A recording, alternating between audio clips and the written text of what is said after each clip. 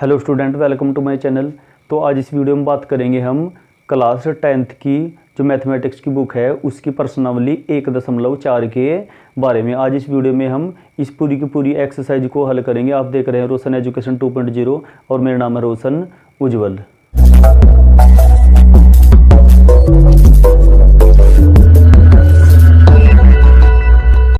इस प्रश्नावली का जो पहला प्रश्न है वह है कि बिना लंबी विभाजन प्रक्रिया किए बताइए कि निम्नलिखित परिमेय संख्याओं के दशमलव प्रसार शांत हैं या अशांत आवृत्ति है। यानी ये जो इसमें अलग अलग पार्ट्स दिए हुए हैं जो कि आपकी स्क्रीन पर हैं। पहला है 13/31/25, दूसरा 17/8, तीसरा 64/455 और ये बहुत सारे हैं। इसमें 10 पार्ट दिए हुए हैं और इनमें हमें यह बताना है कि किसके दशमलव जो प्रसार हैं वह शांत होंगे और कौन सी संख्या के जो दशमलव प्रसार हैं वह अशांत होंगे।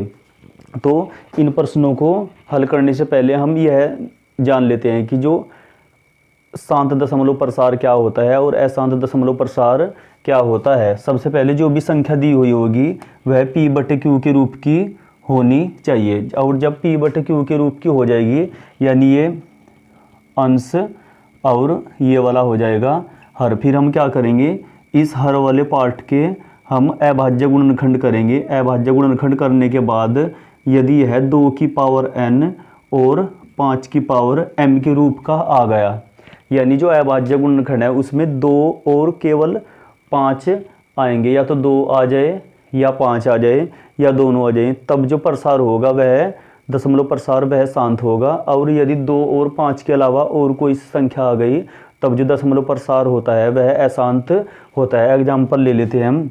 एग्जाम्पल मान लीजिए 2/15 ले लीजिए और फिर हम क्या करेंगे, इस वाली संख्या के अभाज्य गुणनखंड करेंगे तो इस वाली संख्या के 3 पंजे 15 आ जाएगा। तो इसमें हम यह देख पा रहे हैं कि इसमें जो है वह 3 अलग संख्या आ गई, तो इसका जो प्रसार होगा वह अशांत होगा।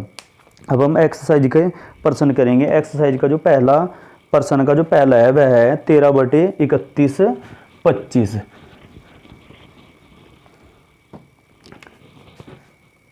13/31/25। फिर हम क्या करेंगे, इसमें हर के जो है वह अभाज्य गुणनखंड करेंगे 31/25 के। अब इसे 5 से काट लेंगे, 5 छंग 30, 5 दूनी 10 और पंजे पंजे 25। फिर 5 से 5 एकम 5, 5 दूनी 10 और पंजे पंजे 25। फिर 5 दूनी 10 और पंजे पंजे 25 और पंजे पंजे 25 और 5 एकम 5। यानी हमने जब हर के अभाज्य गुणनखंड करे तो वह आ गए 5 की पावर कितनी आई, 1 2 3 4 5 आ गई। तब हम लिखेंगे यहाँ हर के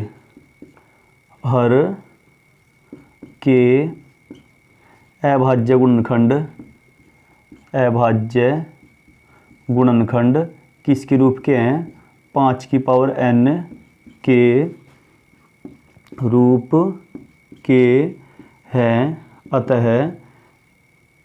13/31/25 का दशमलव प्रसार कैसा होगा, शांत है। तो यहीं से ही यदि यह प्रश्न समझ में आ गया तो हम बाकी के प्रश्न आसानी से कर लेंगे। बस हमें इन प्रश्नों में क्या करना है, हमें केवल हर के ही अभाज्य गुणनखंड करने हैं। उसमें यदि 2 और 5 के अलावा और कुछ संख्या आई अभाज्य गुणनखंड में तब जो दशमलव प्रसार होगा वह इसका अशांत होगा। अब हम इसका दूसरा पार्ट ले लेते हैं। दूसरा पार्ट है 17/8। 17/8। फिर हम क्या करेंगे, इसमें इस 8 के अभाज्य गुणनखंड करेंगे जो कि 2 गुणा 2 आ गया, यानी कि यह आ गया 17/2 की पावर कितनी आ गई, 3। इसमें भी हम यही करेंगे। यहाँ हर के अभाज्य गुणनखंड किसके रूप के हैं, 2 की पावर n के रूप के हैं। अतः ये भी क्या होगा, इसका दशमलव प्रसार भी शांत होगा। अतः 17/8 का दशमलव प्रसार शांत होगा। ये अब हम इसका तीसरा पार्ट ले लेते हैं। तीसरा पार्ट है 64/455। थर्ड 64/455। हम क्या करेंगे, सबसे पहले इस 455 के अभाज्य गुणनखंड करेंगे। 5 से काट लेते हैं, 5 नम 45 और 5 कम 5, फिर 7 से डिवाइड हो जाएगा, 7 कम 7 और 2 7 या 21, फिर 13 से 13 कम 13, यानी ऊपर तो जो का तो अंश और हर के जो फैक्टर आ गए, प्राइम फैक्टर 5 7 और 13। अब यहाँ पर 2 और 5 तो अलाउ है शांत में, लेकिन और संख्या अलाउ नहीं है, तो यहाँ पर 7 और 13 आ गया। तो इसका मतलब यह है एक अशांत हो गया। इसका जो दशमलव प्रसार इसमें लिखेंगे, यहाँ हर के अभाज्य गुणनखंड 2 की पावर n गुणा 5 की पावर m के रूप के नहीं है, के रूप के नहीं है। अतः 64/455 का दशमलव प्रसार कैसा होगा, अशांत होगा। अब हम इसका चौथा पार्ट ले लेते हैं। चौथा पार्ट है 15/1600।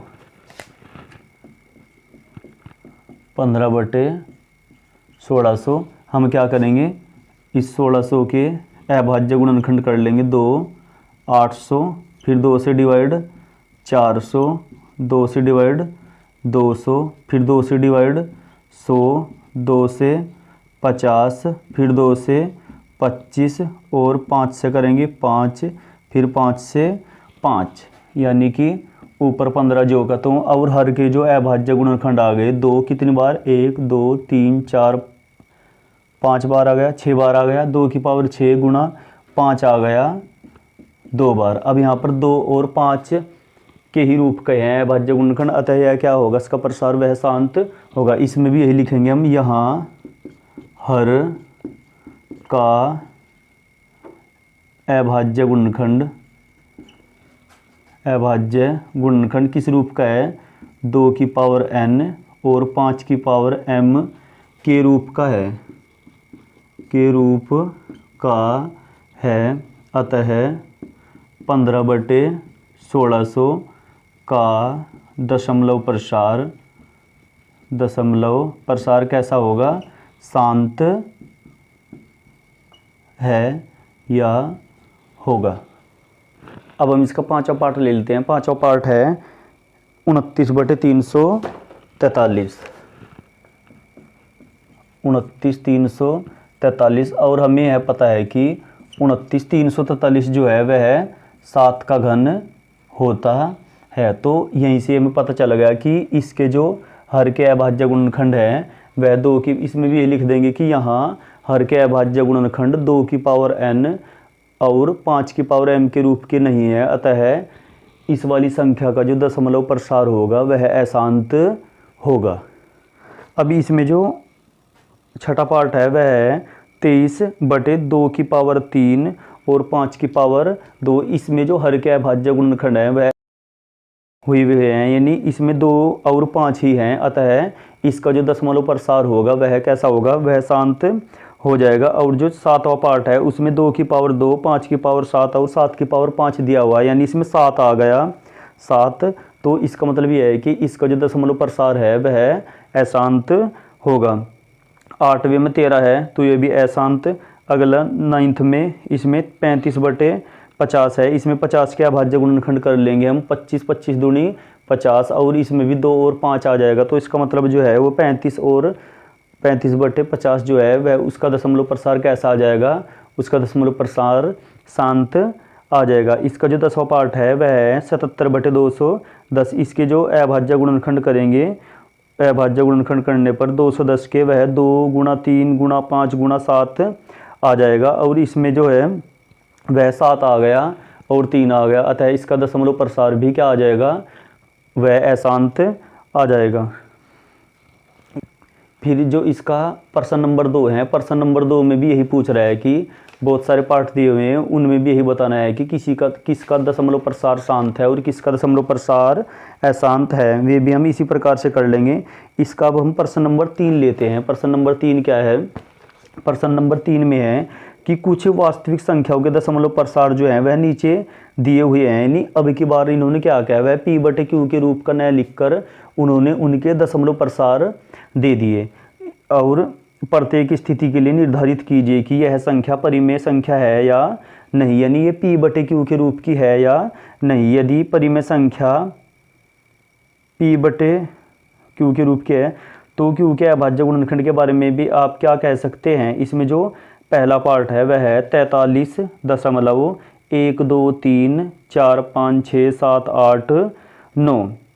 दूसरा है 0.12 फिर 12 के आगे 00 फिर 12 000, और जो लास्ट का है वह है 43.1234567 के ऊपर बार दिया हुआ है। तो इसका पहला पार्ट कर लेते हैं हम।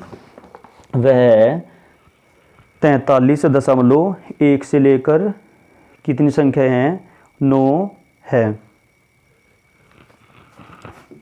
पहला पार्ट है इसका 43.123456789। अब हम इसे कैसे करेंगे, ऊपर हमें पता है कि यहाँ से दशमलव हटा देंगे हम, तो पूरी संख्या लिख दीजिए 1 2 3 4 5 6 7 8 9, और हम नीचे दशमलव की जगह 1 रख देंगे, और जितने भी आगे अंक थे उतने ही 0 लगा देंगे। यानी 1 2 3 4 5 6 7 8 9 10 9 थी, तो हम क्या लगा दिया, 9 0 लगा दी। अब हम यदि इस नीचे वाली संख्या के अभाज्य गुणनखंड करें, यह आ जाएगा 43 1 2 3 4 5 6 7 8 9, तो 10 की पावर कितना आ गया, 10 की पावर आ गया 9 है, 10 की पावर 9। अब हम 43 1 2 3 4 5 6 7 8 9, अब इस 10 को क्या लिख सकते हैं हम, 2 गुणा 5 की पावर 9, यानी अब यहाँ से हम पता चल गया कि जो इस वाली संख्या के हैं, यानी हर के अभाज्य गुणनखंड वो किस रूप के हैं, वह 2 की पावर n और 5 की पावर m के रूप के हैं। अतः इस वाली संख्या का जो दशमलव प्रसार है वो कैसा होगा, वह शांत होगा। यानी हम इसको P/Q के रूप में लिख सकते हैं। P/Q का रूप हो जाएगा ये, और इससे हम सिद्ध करके दिखा देंगे कि इसका जो दशमलव प्रसार है वह शांत है। और इसका दूसरा पार्ट है 0.12, यानी 12 के आगे 1 0, फिर 12 के आगे 2 0, फिर 12 के आगे 3 0, फिर ऐसे बढ़ता जा रहा है। ऐसी जो संख्याएं होती हैं वह क्या होती हैं, वह होती हैं अशांत अनावर्ती, यानी इनमें जो रिपीटेशन है वो कहीं भी नहीं होगा, यानी 1 1 0 बढ़ती जा रही है। यानी ये इन संख्याओं को जो है हम P/Q के रूप में नहीं लिख सकते। ऐसी संख्या होती है अशांत अनावर्ती, यानी इन्हें हम P/Q के रूप में नहीं लिख सकते। अब इसका जो थर्ड पार्ट है इसमें 43.1 के आगे फिर कितनी है, 9 संख्याएं हैं। ये थर्ड 43.1 2 3 4 5 6 7 8 9 ये है, और इसमें क्या है, इसमें इन सभी संख्याओं के ऊपर बार आया हुआ है, तो इसका मतलब ये है, बार का मतलब होता है इसके बाद यही संख्याएं आएंगी, यानी बार बार यही संख्याएं आएंगी। तो हम क्या करेंगे, ऐसे प्रश्नों को हल करते समय इसे मान लेंगे हम x के बराबर, माना x बराबर 43.1 2 3 4 5 6 7 8 9, फिर यहीं से रिपीटेशन हो जाएगा शुरू, 1 2 3 4 5 6 7 8 9, ऐसे ही है ये। इसको मान लीजिए समीकरण 1 है। अब हम क्या करेंगे, जितने अंकों का रिपीटेशन हो रहा हम दोनों ओर उतने से ही गुणा कर देंगे। यानी 1 2 3 4 5 6 7 8 9 है, तो हम क्या करेंगे, दोनों ओर 10 की पावर 9 से गुणा करने पर, तो यहाँ आ जाएगा 10 की पावर 9 x, और हम यहाँ पे क्या होगा, ये जो दशमलव है वह यहाँ पर आ जाएगी, यानी 43 1 2 3 4 5 6 7 8 9, फिर दशमलव 1 2 3 4 5 6 7 8 9, इसे मान लेंगे हम समीकरण 2। अब यहाँ पर क्या है, दशमलव के बाद ये संख्या है, यहाँ पर भी दशमलव के बाद ऐसी ही संख्या है। जब इस तरीके के आ जाए तब हम क्या करेंगे, इसमें से ये समीकरण घटा देंगे। यहाँ करेंगे हम समीकरण 2 में से समीकरण 1 को घटाने पर, इधर 10 की पावर 9 x में से x घट जाएगा, यानी यहाँ पर 10 की पावर 9 x माइनस के x, और यहाँ पर क्या आ जाएगा, यहाँ पर आ जाएगा इस वाली संख्या में से इस 43 को घटा देंगे, बाकी तो इधर दशमलव के बाद सेम है, वो तो 0 ही आ जाएगा। तो इसमें क्या आ जाएगा, इस 43 को घटा देंगे, यानी इस 89 में से 43 को, बाकी जो का तो 43 1 2 3 4 5 6 7, और यहाँ से 8 में से 4, 9 में से 3 घटा दीजिए, 9 में से 3 गया 6, और 8 में से 4 गया 4, यानी ये आ जाएगी। फिर हम क्या करेंगे, यहाँ 10 की पावर 9 है, यानी 1 घटा देंगे उसमें से, तो आ जाएगा 1 9 0 है ना, तो 8 आ जाएंगे, 1 2 3 4 5 6 7 8, और 1 2 3 4 5 6 7 8 9, इसमें से 1 घटाएंगे हम, तो यहाँ पर कितना आएगा 9, फिर 9 इसकी जगह 9, यहाँ पर इसकी जगह भी 9 आ जाएगा, 1 इसकी 9 9,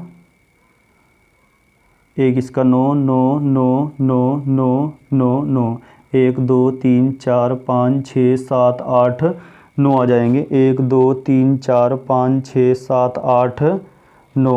अब इधर सेम 3 4 5 6 7 और 4 6, ये वाली संख्या x भी है इसमें, फिर x का मान जो आ जाएगा इस वाले को इसके नीचे ले आइए, 43 1 2 3 4 5 6 7 4 6, और पूर्ण में आ गया 2 3 4 5 6 7 8 9 बार 9 9 के, और इस प्रकार हमने इसको P/Q के रूप में लिख दिया। तो ये हमारा आ जाएगा आंसर।